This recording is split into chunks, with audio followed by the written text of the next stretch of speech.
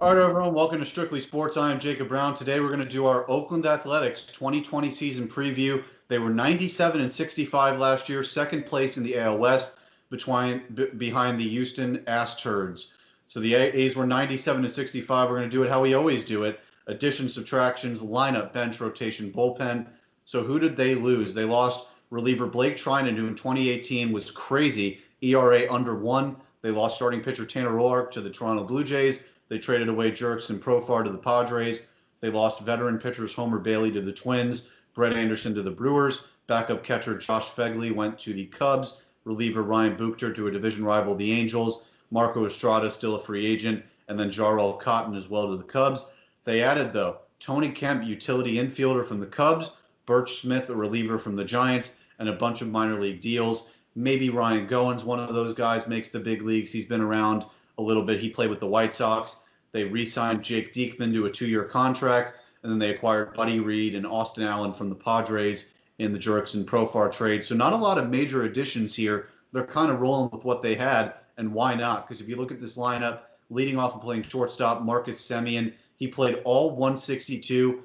Major respect for that. There are not a lot of guys that play all 162 anymore, and Semien did. 285 average, 33 home runs, 92 ribbies, a WOBA of 373, weighted run created plus of 137. So according to this, he's right around Mookie Betts, Aaron Judge level. He was third place in the MVP voting last year. People forget that. Ramon Laureano hitting second, playing center field, 123 games, had 24 home runs, 67 RBIs with a 356 WOBA, 126 weighted run created plus. Then Matt Chapman, third baseman in the 3-hole, 156 games, 36 bombs, 91 ribbies, 354 WOBA, 125 weighted run created plus. Then you have Matt Olson, 127 games, first baseman, 36 bombs, 91 ribbies, so exactly the same as Matt Chapman in a lot less games.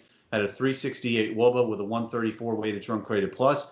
Then in the 5-hole, they have Mark Canha, 126 games, 26 home runs, 58 RBIs, a 386 WOBA with a 146 weighted run created plus. Then you go to Chris Davis, a down year. The year before, 48 bombs, 123 ribbies. Last year went down to 23 and 73 with a 289 WOBA, with a 81 weighted run created plus. If he gets back to where he was the year before that, 6 deep, this A's lineup's incredible. And then you go 7, 8, 9. Seth Brown, Tom Murphy, Franklin Barreto, or Sheldon Neuse. One of those guys will play second base.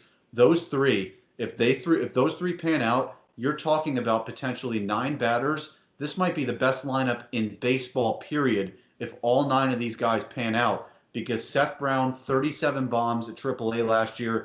Tom Murphy, incredible numbers at AAA. Franklin Barreto and Sheldon Neuse, both great numbers at AAA as well. Steven, this lineup, it could be absolutely insane if all these guys pan out.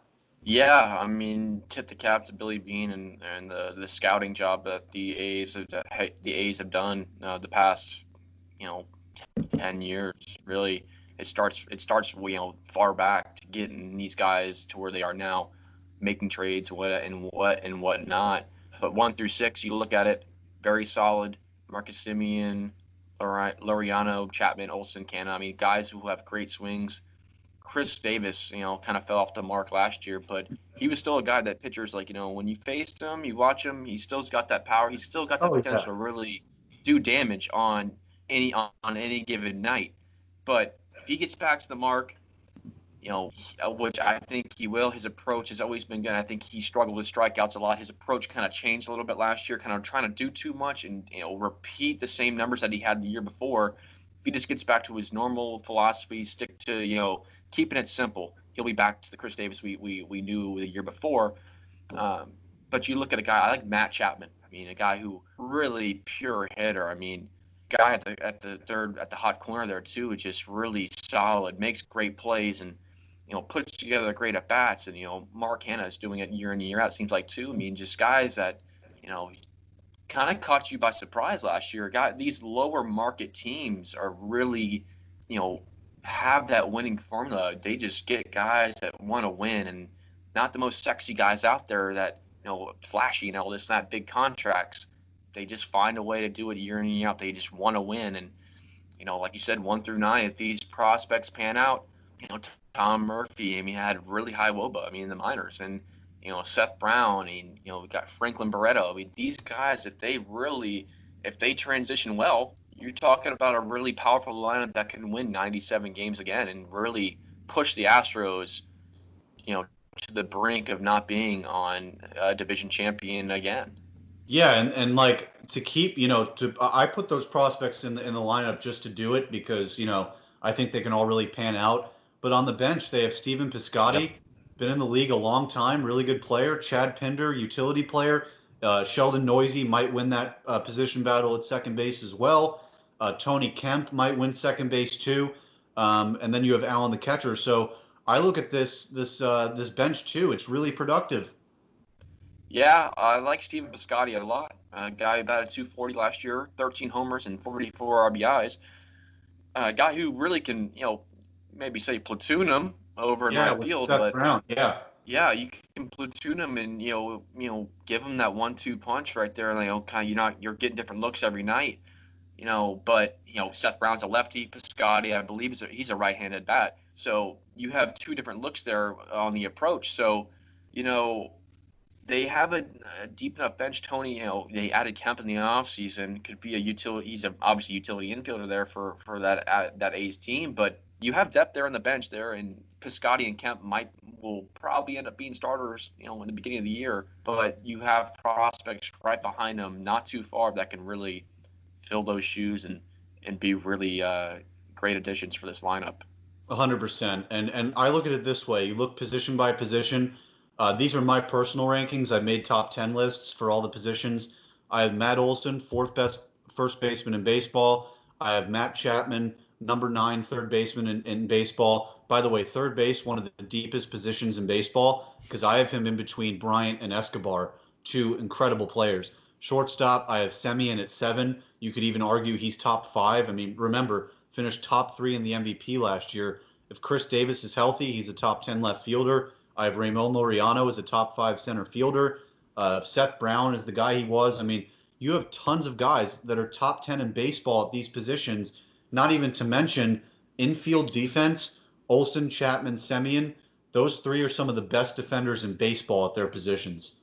Oh yeah, I mean, we talked about guys that last year in that A's rotation got helped out a whole lot by these guys playing behind them, making great plays. I mean, Chapman, Olson making great plays at first base. Guys are giving up their body, sacrificing it to save runs, and that's key to that's the winning formula. It is really they buy into every aspect of the game, whether it's hitting, fielding, getting on base, sacrificing whatever to win. And the guy who I missed talking about is Matt Olson, a guy who has a really smooth swing, and when he connects it, that ball goes a long way. He played at the Trop a few times last year and really hurt us. He had 36 bombs last year, 91 RBIs.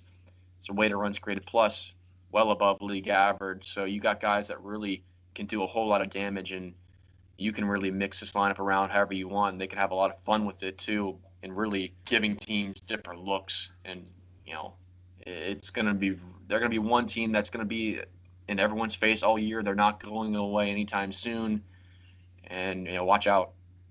Yeah, I mean, and another thing to think about here, they play in Oakland and they play in the same division where they play 18 games a year in Seattle and they play at the Angels ballpark. These are really big stadiums. So the fact that you have guys, Semien, Chapman, Olson, 30 homers plus, especially with especially with Olson not even playing the full season with 36 bombs, these are crazy power numbers too.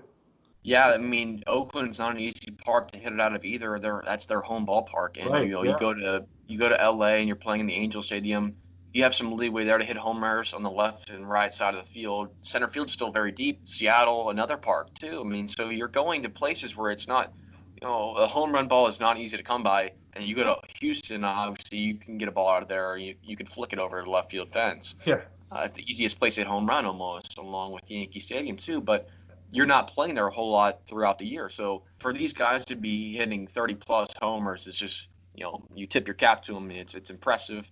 You got guys that are hitting 20 plus homers down the line. So really, you got a ton of potential for power and a lot of offensive upside for this team. Oh yeah, I completely agree with you there. And this is a team that They lost that wild card game to the Tampa Bay Rays last year, and we talked about it before we started recording this. You know, this is a team that may have been screwed over by the Houston Astros. Anytime you usually win 97 games, that wins you a division, but the Astros won 107. Same thing even with the Rays. I mean, you can't say that they got screwed over by the Yankees. That was just the Yankees, and the Rays Yeah. competing very closely. But the Astros cheated and they completely screwed over the A's. That's undeniable. So maybe you look at this A's team with the loss of Garrett Cole from the Houston Astros, the potential of this lineup from Oakland. Oakland could very well be division champs right now, this year for 2020. There's a huge opening for this Oakland team. Houston, like we said, they lost some key pieces. They lost Marisnik, a good depth player in center field for them. They lost Garrett Cole, huge loss in the starting rotation there. Guys have to step up and really, fill the shoes of him. And so if you're Oakland, you're bringing back every single guy you had last year. You won 97 games. You think about it. You go and repeat that again this year. I don't think Houston's winning 100 plus games again now that they don't have their cheating philosophy anymore. They don't have their video cameras in center field. So, you look at it, this Oakland team can really jump on them, and that offense is really stacked. Pitching is there too. So if you win 90 plus games again, at least 95, you're going to be well on your way to winning the West pretty clear and convincingly, in my opinion. Yeah, and we move on to this rotation here, and this is where some people are kind of in the middle with them. I look at it this way. They lost Tanner Roark to the Blue Jays in free agency, but essentially to me, they're gaining Sean Manaea. Manaea missed a ton of time last year. He only threw 30 innings. So this is a guy that you're getting back. He's your number one starter. Not only that, Frankie Montas back after suspension for steroids. So just starting with that, I mean, Montas, you can't really trust those stats. The fact he took roids. Do we really know how much steroids impact pitching? No. Roger Clemens took steroids and he got a lot better. So from experience, I guess we could say it does improve your performance. And then they have a prospect, AJ Puck, may or may not pitch this year. He's a top MLB prospect. Jesus Luzardo, number 12 MLB prospect in there. So if everything pans out, this could be a really good rotation. Manaea, Mike Fiers, Frankie Montas, Chris Bassett, and potentially AJ Puck at some point. What do you think of this rotation? Yeah, they have a solid, at least 3 solid guys that can really eat up a whole lot of innings. And last year, you look at it, if you're an A's fan, you kind of looked at like, why did Manaea start that wild card game? He came off of, the numbers are great. He came off left shoulder surgery, and he didn't look the same. The Rays kind of jumped on him, so you're getting that advantage this year with getting him back. And if he stays healthy a whole course of the year, he has great stuff on the left-handed side. In 5 starts, 1.2 ERA. I mean, almost 10 strikeouts per 9. Walks are low. Throws the ball really well. You look at 2018 too. He had a 3.5 ERA. Strikeouts are up. Walks were down. And you complement that with Mike Fiers and Montas. Yeah, people want to use a steroid debate. Yeah, it's a debatable issue, controversial. But either way, I'm gonna take him in my 3 hole all day. Oh yeah. And then you go down 4 through the 6th spot that you have him slated here. I like AJ Puck a whole lot. You're going to see him taking some time in the rotation, mixing him in if he's healthy. Big key there, keeping him, keep the load off him, off the IL, stay healthy, and you'll be one of the 5 guys that we're going to lean on. Could potentially be a bullpen guy, piece it together there, but they really have a good starting rotation that can compete with Houston. You can't ask for much better stuff. I mean, it's well above average that the league. You're seeing not a whole lot of starters that pass the 3rd spot, but they have it, and they can really use that to their advantage this year. Yeah, and Luzardo too. I mean, number 12 prospect, struck out 9.8 per 9 in 2018 in Double-A. Struck out 12 per 9 in 12 innings at the big league level this year. Left-handed starter. I mean, you're talking this has longevity too. Manaea's young, Montas is young, Luzardo and Puck are young and still considered prospects. This rotation could last for a long time, and their position players they have under contract for a pretty substantial amount of time too. That's what Billy Beane does. He creates these terms, 3 5-year windows where he knows the majority of these players they're going to go somewhere else, get bigger contracts in a few years, but he's taking advantage of their prime years right now. Yeah, and it's textbook. It's Moneyball. It really is, and Yeah. that Huh. it sounds stupid. That movie really hit it on the head, and it shows you how that philosophy really is in Oakland. The scouts are really aligned with Billy Beane's mentality and how he wants to win in Oakland, and that's getting young guys, building them up, getting them under contract for a certain amount of time, getting a good enough team for 2-3 years where he could, try to potentially win a World Series with what he's got before these guys go. And obviously, with the numbers that these guys have, they're going to go get money from bigger teams like, per se, the Yankees or the Dodgers, or a team like Boston. They end up scooping these guys up just because they have the money to spend, and he doesn't have that luxury. But, they do a great job producing these young guys and getting them under great contracts and trying to win. And there's only so much he can do, and I think he's deserved a lot better in postseason runs. But this year he's got one of the best, I think, offenses and complete lineups in 40-man rosters in a while. Yeah, 100%. And you even look at those prospects. We've already mentioned all three of them. They're all at the big league level. Jesus Luzardo, 12 in the big leagues. Sean Murphy, the catcher, 33 prospect. AJ Puck, number 60. These are guys that are here right now, and they're ready to contribute. So what offseason grade would you give this team, Steven? Because, oh, wait, we should actually go over the bullpen first.